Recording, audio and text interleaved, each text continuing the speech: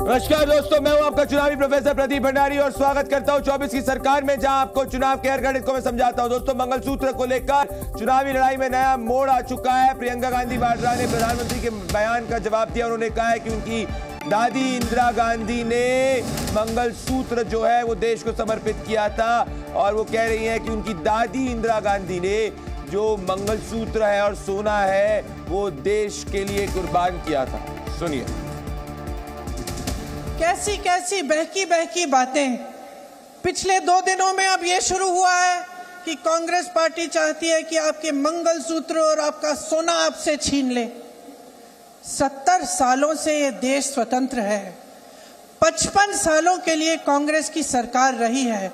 किसी ने आपसे सोना छीना, आपके मंगलसूत्र छीने। इंदिरा गांधी ने अपना सोना, जब जंग हुई थी, अपना सोना देश को दिया।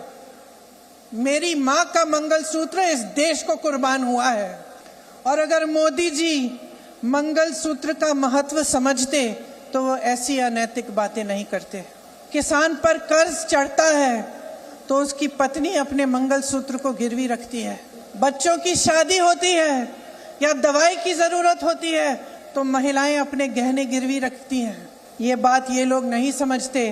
और इसका प्रमाण ये है कि जब नोटबंदी हुई और महिलाओं की बचत इन्होंने ली, इन्होंने कहा कि बैंकों में पहुंचाओ, तब मोदी जी कहाँ थे? तब मोदी जी क्या कह रहे थे? ले रहे थे आपसे। दोस्तों, अब सुनिए प्रधानमंत्री नरेंद्र मोदी के 3 दिनों में वो 3 बयान, जिसमें उन्होंने ये कहा कि कांग्रेस पार्टी का इरादा है हिंदुओं की संपत्ति लेना, हिंदू महिलाओं की मंगलसूत्र को लेना और छीन कर उसको मुसलमानों और माइनॉरिटीज को देना। मंगलसूत्र वो एक सोने का कीमत का मुद्दा नहीं है, उसके जीवन के सपनों से जुड़ा हुआ है। तुम उसे छीनने की बात कर रहे हो अपने मैनिफेस्टो में। गोल्ड ले लेंगे, सबको वितरित कर देंगे। माताओं बहनों का मंगलसूत्र अब सलामत नहीं रहेगा, ये कांग्रेस ने कहा है। अब इनकी नजर देश के लोगों की संपत्ति पर पड़ गई है। साथियों, जनता के धन को लूटना, देश की संपत्ति को लूटने कांग्रेस अपना जन्मसिद्ध अधिकार समझती है। उन्होंने मैनिफेस्टो में तो लिखा है कि आपकी संपत्ति का सर्वे करेंगे। हमारी माताओं बहनों के पास जो स्त्री धन होता है, जो मंगलसूत्र होता है, उसका सर्वे करेंगे।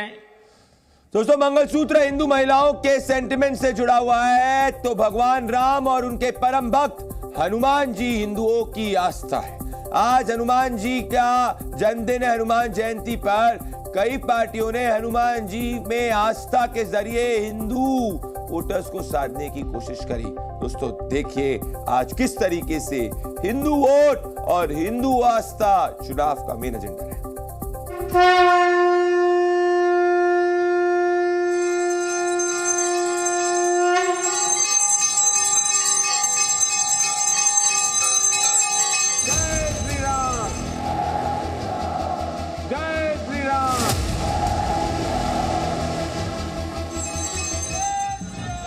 श्री राम सबके हैं, हनुमान भी सबके हैं। फिर भी हनुमान जयंती पर नेताओं ने बजरंगबली का फेवरेट बनने, उन्हें अपने पाले में लाने के लिए जान झोंक दी।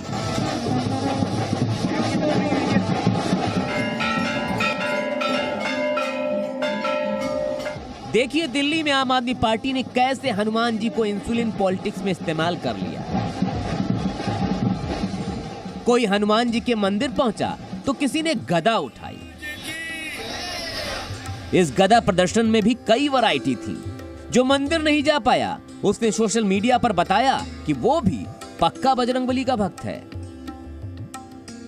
लेकिन भक्ति में चुनावी शक्ति खोजने वालों को तब झटका लगा जब राजस्थान में पीएम मोदी प्रकट हुए। पूरे देश को हनुमान जयंती की बहुत बहुत शुभकामनाएं। प्रधानमंत्री ने पब्लिक को असली हनुमान भक्त और नकली हनुमान भक्तों के बीच फर्क बताया। आप कल्पना कर सकते हैं कांग्रेस के राज में हनुमान चालीसा सुनना भी गुनाह हो जाता है। प्रधानमंत्री ने यह भी याद दिलाया कि हनुमान जी की आराध्य का बर्थडे मनाने पर किसने रोक लगा दी थी। कांग्रेस ने तो राम राम सा कहने वाले राजस्थान में रामनवमी पर प्रतिबंध लगा दिया था। हनुमान जी पिछले साल कर्नाटक चुनाव में भी मुद्दा बने थे। चुनाव जीतने के बाद कांग्रेस ने क्लेम किया था कि बजरंगबली अब उनकी तरफ आ गए। ब्यूरो रिपोर्ट, जी मीडिया। दोस्तों, हनुमान जी के प्रिय रंग है गेरुआ। उन्हें चोला भी भगवा ही चढ़ाया जाता है। कल से सियासत में भी ये भगवा रंग और गाढ़ा हो सकता है, क्योंकि कल प्रधानमंत्री नरेंद्र मोदी मध्य प्रदेश जा रहे हैं। जी हां दोस्तों, बीजेपी ने प्रधानमंत्री के रोड शो को भगवा रंग में बदलने की पूर्ण तैयारी करी है। देखिए चुनावी रिपोर्ट।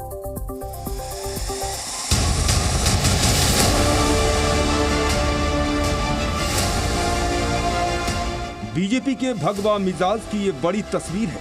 दक्षिण बेंगलुरु में अमित शाह की रैली में टॉप एंगल से ली गई ये तस्वीर तो कुछ भी नहीं। 24 के चुनाव में बीजेपी के खुल्लम खुल्ला भगवा रंग को देखना है तो मध्य प्रदेश आइए।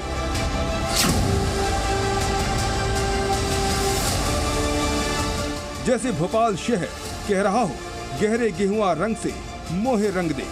24 के चुनाव में भगवा रंग के साथ बीजेपी भी खुलकर सामने आ गई है। कल प्रधानमंत्री मोदी का भव्य स्वागत होगा और सूबे के सीएम ने अपने मन के भाव को सामने रख दिया। भव्य पुष्प वर्षा के साथ माननीय प्रधानमंत्री का स्वागत करेंगे। हमारे मन में तो भगवा के लिए सदैव युगों युगों से भारत में हमारा अपना भगवा, भारत माता के अगर चिन्ह की कल्पना करें, भारत माता के चित्र की, तो उनके हाथ में ध्वज कौन सा है? दुल्हन की तरह भोपाल सजेगा। भोपाल में पीएम मोदी के भगवा रोड शो का प्लान है। नेता हो या कार्यकर्ता, सब भगवा ही भगवा। भगवा पर्दे, भगवा कुर्सियां, यहाँ तक कि गाड़ी भी भगवा। भोपाल भगवा भगवा नजर आ रहा है। पीएम मोदी का पूरा रोड शो का रास्ता भगवा कलर से रंग दिया गया है। प्रधानमंत्री जिस खुली जीप में सवार होने वाले हैं वो भगवा कलर की रहेगी और इसी भगवा कलर की जीप में प्रधानमंत्री सवार होकर रोड शो करेंगे। पूरा रास्ता, पूरी दीवारें और यहाँ तक कि प्रधानमंत्री जो जीप में सवार होंगे वो भी भगवा कलर की होगी। 20 दिन में 5वीं बार मोदी का मध्य प्रदेश का दौरा है। वो पहले सागर और हरदा में जनसभा को संबोधित करेंगे। इसके बाद भोपाल में भगवा रोड शो का आगाज करेंगे। मोदी अपने संबोधन में जो कुछ भी कहेंगे वो कल कहेंगे, लेकिन शहर के भगवा रंगों ने सब कुछ पहले ही कह दिया है। प्रमोद शर्मा, भोपाल, जी मीडिया। दोस्तों, अब नेक्स्ट चुनावी बात पे आना चाहता हूं। चुनाव से डर नहीं लगता है साहब, नामांकन भरने से डर लग रहा है लोगों को, क्योंकि सावधान, दुर्घटना घट सकती है। जैसी इस चुनाव में अब तक 4 उम्मीदवारों के साथ घट चुकी है दोस्तों, इसीलिए नेता पूरे बैकअप के साथ चुनाव में उतर रहे हैं। देखिए क्या है नेताओं का बैकअप प्लान, जिससे कि उनका चुनावी नामांकन रिजेक्ट नहीं हो। इस स्पेशल रिपोर्ट में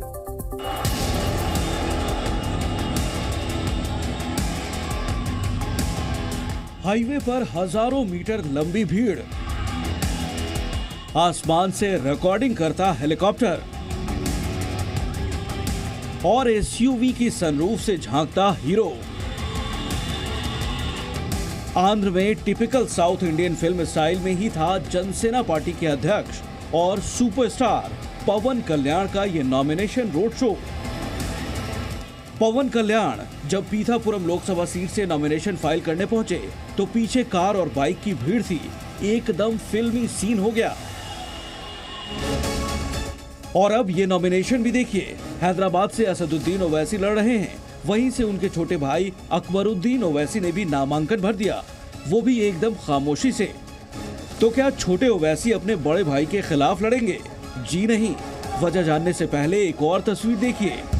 यूपी के अकबरपुर से देवेंद्र सिंह बीजेपी के कैंडिडेट हैं, लेकिन इसी सीट से उनकी पत्नी प्रेमशीला ने भी नामांकन भर दिया है।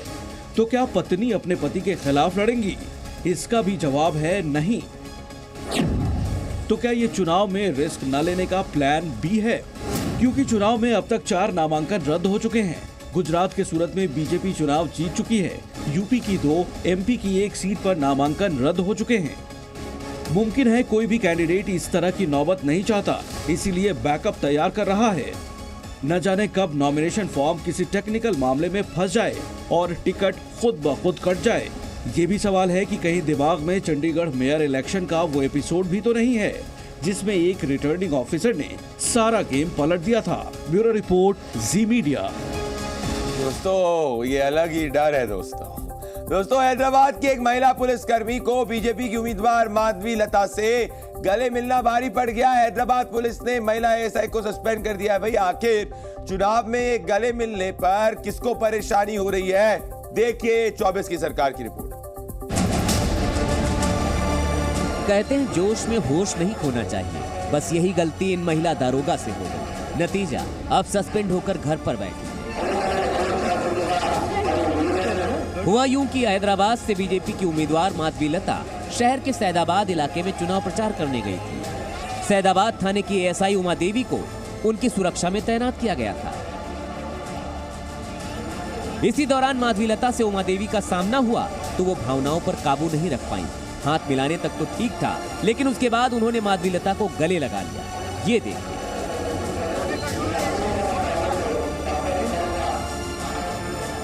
माधवी लता से मिलते समय उनका जोश देखते ही बन रहा था। हाथ मिलाने और गले मिलने का माधवी लता और एएसआई उमा देवी का यही वीडियो सोशल मीडिया पर वायरल हो गया और वायरल होते होते हैदराबाद के पुलिस कमिश्नर के श्रीनिवास रेड्डी तक पहुंच गया। अब बात निकली तो असर भी दूर तक हुआ। पुलिस कमिश्नर ने स्वसंज्ञान लेते हुए इसे आचार संहिता का उल्लंघन माना और एएसआई उमा देवी को सस्पेंड कर दिया। ब्यूरो रिपोर्ट, जी मीडिया।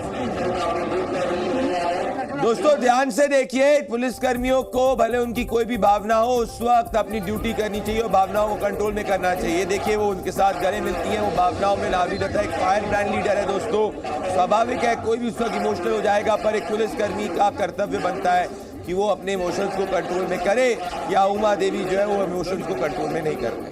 दोस्तों ये है मोटी मोटी बात। तो सभी पुलिसकर्मियों से मैं कहना चाहता हूं, चुनाव के वक्त ड्यूटी करना सबसे महत्वपूर्ण होता है और चुनाव के वक्त आपकी जो भी राजनीतिक प्रेफरेंसेस रहे, उन राजनीतिक प्रेफरेंसेस को आपने दिल के अंदर रखिए, खुले में मत प्रकट करिए।